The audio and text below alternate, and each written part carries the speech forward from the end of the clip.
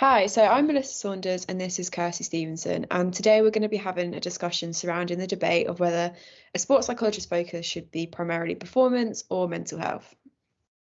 So actually, one of the most interesting things that I've come across recently was a study by Garilova et al. In 2017, where they noted in their paper that athletes are actually a unique population that have very specific and special needs pertaining to sport performance and mental health.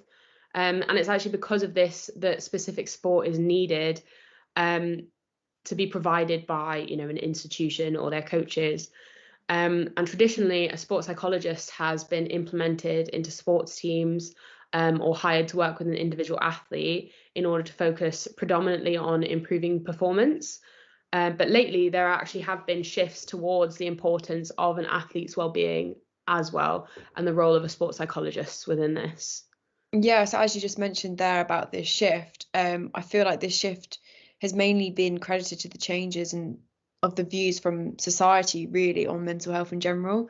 So it's because of these two different aspects of the role of a psychologist, so performance or mental health, that a debate can emerge really on what the intervention should be at the forefront of a sports psychologist focus. So over the next 20 minutes or so, we'll just be discussing really the different roles that sports psychologists can adopt, and weighing up the pros and cons of these approach really. So through this chat, we're hoping that we'll gain a stronger understanding of what effective practice of a sports psychologist will look like. So firstly, starting on performance. So Kirstie, could you tell us a bit about what it means to focus on performance?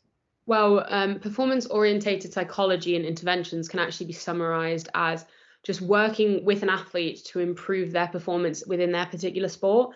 And so this can actually be done by working on, your motor skills, your imagery, various techniques to help improve whatever aspect of performance you need to improve. There are several different intervention types, and many of these interventions consist of mental skills training. There was a study by Eccles et al. In 2012, which described a theoretical framework for the self-regulation of athletes' emotional states, which actually suggested that these psychological skills like goal setting, relaxation, imagery, and positive self-talk are actually required and necessary to enhance psychological abilities like one's ability to relax, one's ability to regulate one's breathing. And obviously, these interventions like mental skills training aren't just for athletes as interventions. Peter Olusoga actually conducted a study in mental skills training that was designed to help coaches work successfully and effectively under pressure. So it can be applied to both athletes and coaches. So actually continuing on the topic of MST, Barker et al. Last year, so in 2020, carried out a meta-analysis, and they found that interventions in applied sports psychology typically occur through this model of MST, and that these interventions occurred for the purpose of enhancing performance. And there are studies that show that these MST techniques are successful in improving performance levels of an athlete.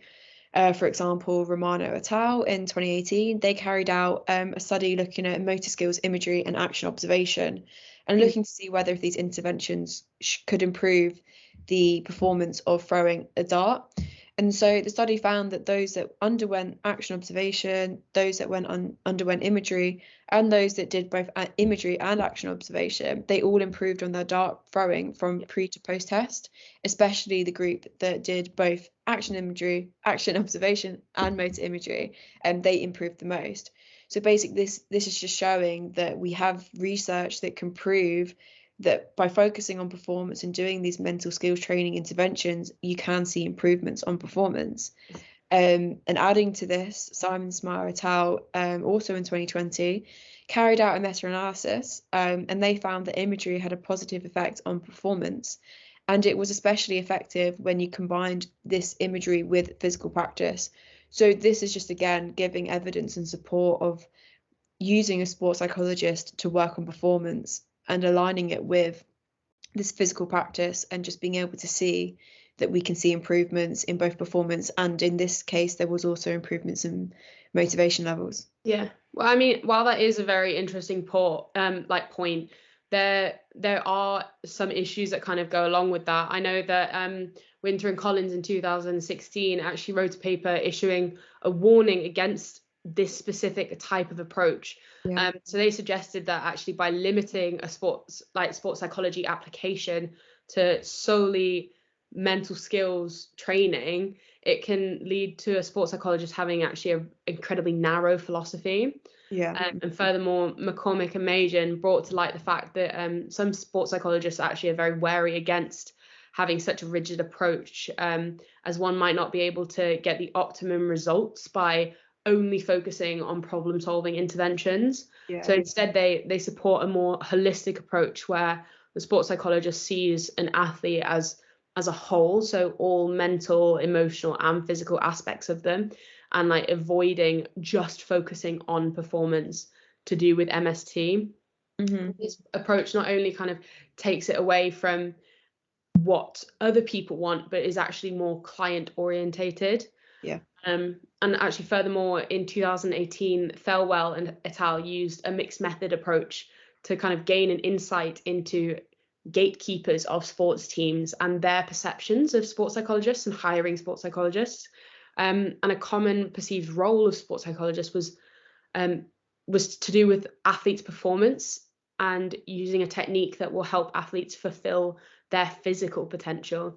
And while these findings fit the American Psychological Association's idea of a sports psychologist being what they call a performance psychologist, so having goals that match those of the coaches will actually in turn make a sports psychologist more attractive and employable, and therefore kind of support the position of a sports psychologist only having performance-based goals at the heart of their work. And adding to this, Fortin and Grichard et al.'s critical review actually found that it's highly important for a sports psychologist to be confident in their skills and knowledge when working with athletes. And so by being solely performance-based, this actually allows a sports psychologist to rely and build on their own qualifications and experience. Very true. Results from and so kind of adding to that kind of links in with competence really, and one of the BPS code of conduct, competence is one of those. So you do need to make sure that you have got, building on qualifications and experience, but we just need to bear in mind that competence needs to be constantly examined throughout a sports psychologist's career. So whether if you're solely focusing on performance, the field is rapidly expanding and there's new literature, new research is constantly being released. So it's so key to constantly maintain on top of that. So it is difficult to say that you can be fully confident and fully knowledgeable, etc. in this area. And kind of adding, and whilst looking at BPS code of ethics and conduct, there's ethics surrounding like boundaries and confidentiality. And when working with performance, these can be quite easily breached because often you find that the work of a sports psychologist is carried out in non-traditional settings. So this will be working on places like the football pitch, just like on the side. If you're having meals with athletes in the team, sometimes work can be carried out then. So it's actually quite difficult to keep that work confidential with that athlete and with that member of the team, whether it be the coach or not. So this is a strong issue that the sports psychologist really needs to be aware of and address extremely early on when working with the team and athletes to improve their performance, by making the team members aware of the environment that the work will be carried out in. It kind of helps just manage expectations really. And adding on again to the BPS code of ethics and conduct is responsibility. And as a psychologist, and specifically a sports psychologist, you have the responsibility to protect the client from harm. And this is integral when working with athletes. So from protecting the client from harm, it also involves putting the client's needs first and setting aside your self-interest. However, that really does create the question of when a sports psychologist is just focusing on the performance of an athlete, are they really setting aside the self-interest? Are they really focusing on the needs of the athlete? Because of the needs of an athlete at one point, they may be performance-based, but at one point there might be some mental health related needs of that athlete that need to be addressed, need to be focused on, and that athlete needs support with. But if that sports psychologist is solely saying, nope, I'm only here for performance, and neglects that side, Yeah. it just really raises that question of, are you setting aside your self-interest? Are you protecting the client? And are you sticking to that code of conduct, basically? Yeah, no, I completely agree. And like that kind of that grey area is really important to kind of it needs more recognition, especially in today's society. Which actually reminds me of, you know, kind of what's happened recently in the media to do with the 2020 Olympics and kind of what came out of that. More specifically, you know, Simone Biles and her experience and what she went through, and kind of her coming forward and pulling herself out of several events because, you know, she says that she wasn't in the right headspace, and she knows that her mental health is more important than her performance, because it probably would have affected her, and it would have affected her performance, and actually puts her at serious risk of injury. And kind of this was a huge turning point, I think, in our society, where it was a massive thing for like media recognition of athletes' mental health, specifically after the Olympics. And I don't know, there was an article in Time magazine where they were discussing Simone Biles' case, and the director of the Team USA mental health service kind of came forward and said, you know, while Simone is she was kind of the poster child for this, they were receiving 10 daily requests for mental health support in Team USA specifically. So if you think, you know, that's just in one country's team, what happens with the rest of the other countries. And I think that's really important, that kind of catalyst of the discussion of mental health, and how important it is for the athlete to have a very good mental health in order for them to kind of do their job. Yeah, definitely. And that actually really nicely kind of lends us on to the other side of this debate or discussion. So alternatively, a focus of a sports psychologist can be on the athlete's mental health and not the performance of the athlete. So when focusing on an athlete's mental health, the sports psychologist can adopt different interventions such as REBT, so rational emotive behavioural therapy. This can be addressing the irrational beliefs of an athlete, looking at their anxieties. There's also mindfulness training, cognitive behavioural therapy, and so on. So as we previously mentioned throughout the performance part, looking at perspective and expectations of the coach, whilst it was shown that coaches often think that performance is the key role of a sports psychologist, there's actually research that shows that a sports psychologist plays a really important role in the coach and athlete relationship, and looking at that, and not just being on performance, but working with the coach as well as the athlete. And Wash Smith et al. In 2020, they found that the sports psychologist can actually help with conflict prevention between athletes and coaches, and they helped give a space for both the whole team really to express their emotions without any judgment. And by doing this, they were able to form stronger relationships between the coaches and the athletes and the team as a whole. And this just basically helps support the mental health of the team and as well as the athlete. So basically what they were trying to say is that by focusing on the mental health of the team and coach and involving the relationship of them, it can help minimize stresses, it can help encourage the openness and the trust amongst the team, and just really resulting in having a healthier working environment for the athlete. And so this just kind of leads on as well to show that the coach having this really strong relationship from the psychologist working on the coach-athlete relationship, it opens up other doors. It can make the athletes feel more comfortable with the coach's involvement in their work. It can help the athlete open up to the sports psychologist because of the trust that's been gained with the work that's been done with the coach and athlete. So really just like focusing on mental health over performance has so many positives. It can strengthen not only the mental health of the athlete, but it really strengthens multiple elements of the athlete support system. Yeah. Well, I mean, while I completely agree that like these relationships are really important and having that support system is really important, one of the major limitations that kind of arise from this actually comes from the BPS's code of conduct, which is a lot to do with confidentiality restrictions that can actually become an issue when involving the coach within the mental health interventions of the athletes. You know, an example of this is the coach can become overly involved and actually expect personal and explicit feedback on the athlete, which actually would be in breach of these ethical guidelines. And therefore it's incredibly important to address any issues and address these boundaries and set boundaries before any intervention with the athlete can actually take place. So telling the coach, this is all I can give you, or don't expect, everything to be told to you, because I do have kind of a relationship to maintain with the athlete.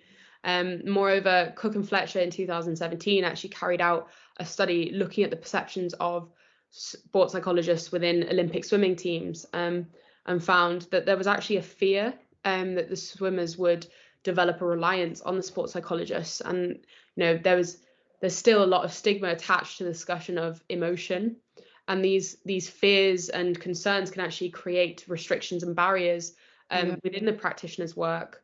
So the study highlighted actually the difficulty surrounding confidentiality of the sports psychologist's work with the athletes that we kind of mentioned before, whilst various participants of the study were actually in favour for having this transparent relationship between the coach, the athlete and the practitioner.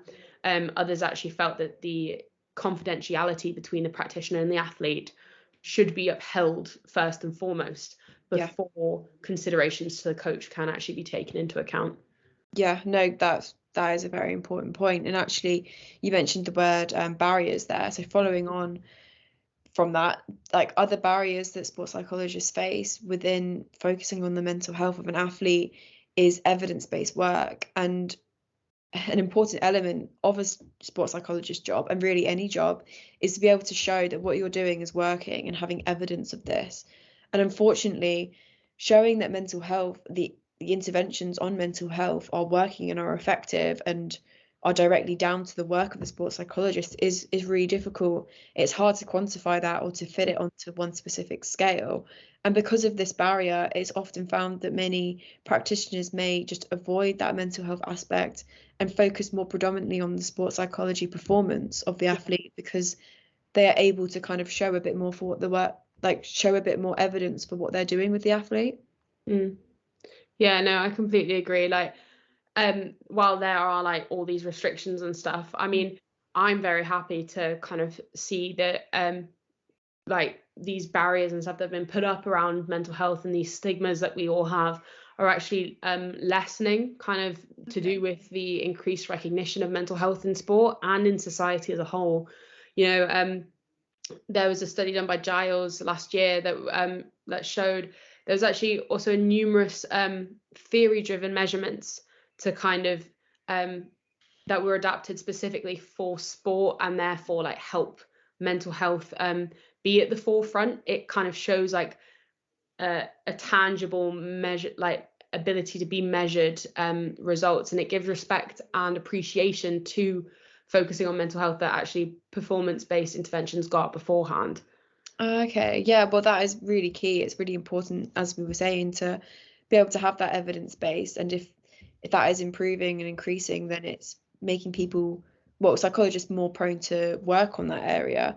And another thing that should really push sports psychologists into focusing on the mental health of the athletes is that research has shown, so there was a meta-analysis done by Rice et al. In 2019, and it just showed that the anxiety levels of athletes are very much similar, if not higher, than the rest of the population. And you'd expect the elite athletes working with such big support systems around them should have the support there readily available so that their anxiety and stresses and mental health is looked after appropriately. But this is just showing that these athletes are not receiving the level of mental health support that they should be for working in high pressured environments, basically. So not only does having this poor mental health affect them, but it can actually affect so many other things, such as their motivation, and just lead on to other aspects of their life. And the poor mental health can just really spread to everything. And so this study, the one the meta-analysis, is just highlighting the importance of having mental health there's a massive gap of mental health work with athletes, and it really should be the main role of a sports psychologist, just to protect the athlete as a whole. No, I completely agree. And While both of these approaches, focusing on sport, in performance interventions and mental health interventions, they both have like huge merits and huge benefits for athletes. There are obvious limitations that kind of go along with them as well. And I think, I'm sure you agree with me, but we've kind of unpacked over this conversation that we found that it's kind of clear that taking a mixed approach to sports psychology and their interventions, so including both aspects of performance and mental health, is the best and most effective way to kind of go about things, both for an athlete and a sports psychologist. I know in 2017, Moore and Banagura support this in their paper by saying that performance interventions and mental health interventions, specifically in a sport context, don't exist and cannot exist independently. And so therefore, kind of by adopting this role of both mental health and performance sports psychology, it's actually a better option, because it looks at the athlete as a whole, considers both sides of them, and doesn't take away from either side.